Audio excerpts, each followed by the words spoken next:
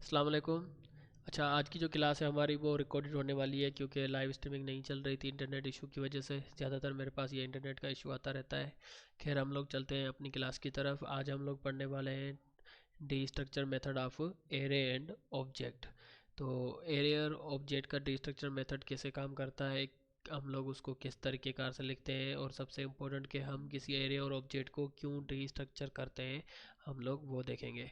सबसे पहले आप लोग यहाँ पर नज़र डालें तो मैंने एक ऑब्जेक्ट बना रखा है, ओ सॉरी, एक एरे बना रखा है। एरे के अंदर चार प्रॉपर्टीज दे रखी है। मैंने अपना नेम दिया है, एज दिया है, और अपना ईमेल दिया है, और एक रोल नंबर दे दिया है। तो अगर आपको पता है कि हमने, अगर यहाँ से एरे से कोई प्रॉपर्टी को या किसी वैल्यू को हमें प्रिंट करना होता है तो हम क्या करते हैं, एरे का जो नाम होता है वो लिखकर उसका इंडेक्स नंबर हम लोग यहाँ पर लिखते हैं, तब जाकर ये हमारे पास प्रिंट हो जाता है। अगर यहाँ पर हम लोग फ़र्ज़ करें, मैंने लिखा है 2, तब हमारे पास ये ईमेल प्रिंट हो जाता है। तो ये थोड़ा सा बड़ा तरीका है। लेकिन जब हम प्रोजेक्ट्स बनाते हैं ना, प्रोजेक्ट्स में जब हम लोग काम कर रहे होते हैं तो हमें पूरा का पूरा एरे नहीं चाहिए चाहिए होता, हमें उसमें से कुछ स्पेसिफिक वैल्यूज़ चाहिए होती हैं। तो उसके लिए हम क्या करते हैं कि हम इस अपना एरे को डिस्ट्रक्चर करते हैं, और जो इसके इंडेक्स नंबर है ना, इनको हम कीज़ दे देते हैं। जिस तरह ऑब्जेक्ट के अंदर कीज़ होती है ना, तो जैसे अपना नेम लिखते हैं, उसको हम लोग नेम असाइन कर देते हैं। फिर एज लिखते हैं और एज उसको हम एज असाइन कर देते हैं। इसी तरीके से हम लोग इसके अंदर भी कीज़ को इम्प्लीमेंट कर देंगे, मतलब कीज़ के अंदर इस वैल्यूज़ को असाइन कर देंगे। किस तरीके से, देखें। सबसे पहले मैंने लिखा कॉस्ट, और यहाँ पर अब अगर हमें यहाँ पर एरे को रिस्ट्रक्चर करना है तो हमें यहाँ पर जो है स्क्वायर ब्रैकेट्स लगाना पड़ेगा।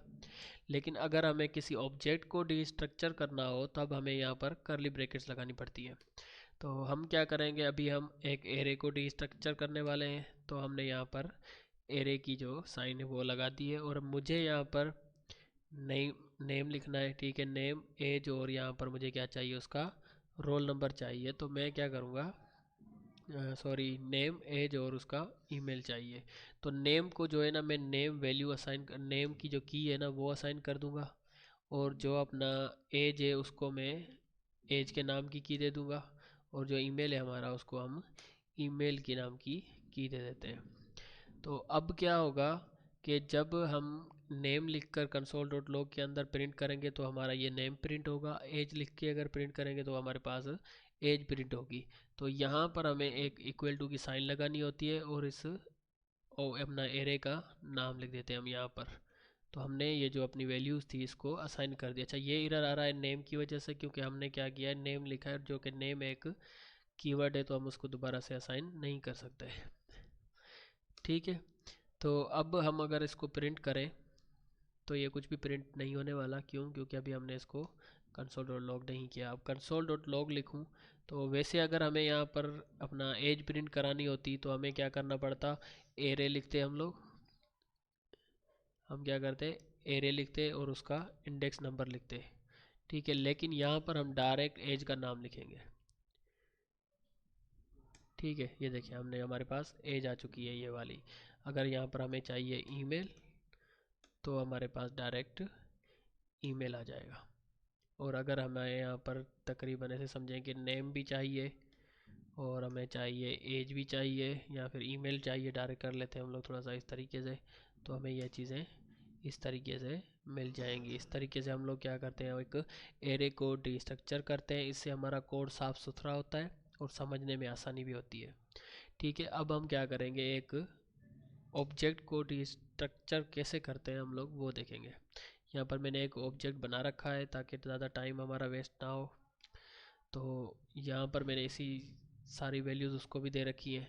तो यहाँ पर अगर हमें किसी ऑब्जेक्ट में से किसी प्रॉपर्टीज़ को अपना प्रिंट करना हो तो मैं यहाँ पर लिखता हूँ कंसोल डॉट लॉग।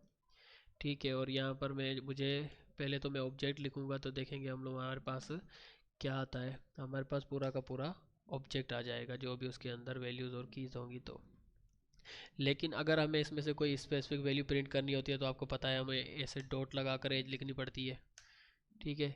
लेकिन अगर हमें यहाँ पर सिर्फ 3 वैल्यूज़ चाहिए, चौथी हमें नहीं चाहिए, तो हम क्या करेंगे, उसके लिए हमें यहाँ पर कॉमा लगानी पड़ेगी, फिर हमें ऑब्जेक्ट लिखना पड़ेगा, फिर उसके लिए हमें डॉट लिखकर उसका नेम लिखना पड़ेगा, नेम चाहिए हमें, फिर हमें क्या चाहिए उसे ऑब्जेक्ट लिखेंगे, फिर हम लिखेंगे उसका भाई हमें रोल नंबर चाहिए। ठीक है, अच्छा ऑब्जेक्ट लिखना पड़ेगा, sorry, object dot roll number.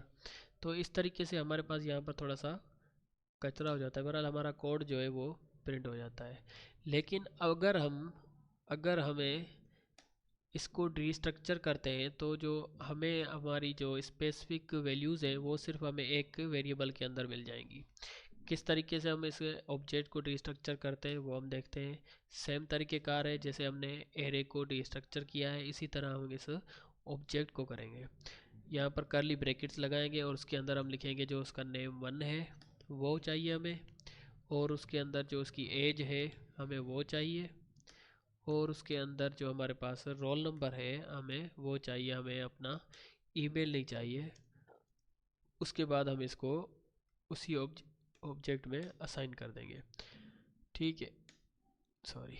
अब अगर हमें जो अपना कोई चीज़ प्रिंट करानी हो, फ़र्ज़ करें नेम प्रिंट कराना है, तो हम क्या करेंगे, कंसोल डॉट लॉग लिखेंगे और डायरेक्ट हम इसके अंदर नेम लिख देंगे। हमें ऑब्जेक्ट डॉट लिखने की ज़रूरत नहीं है, हम डायरेक्ट उसको प्रिंट कर सकते हैं इसी तरीके से।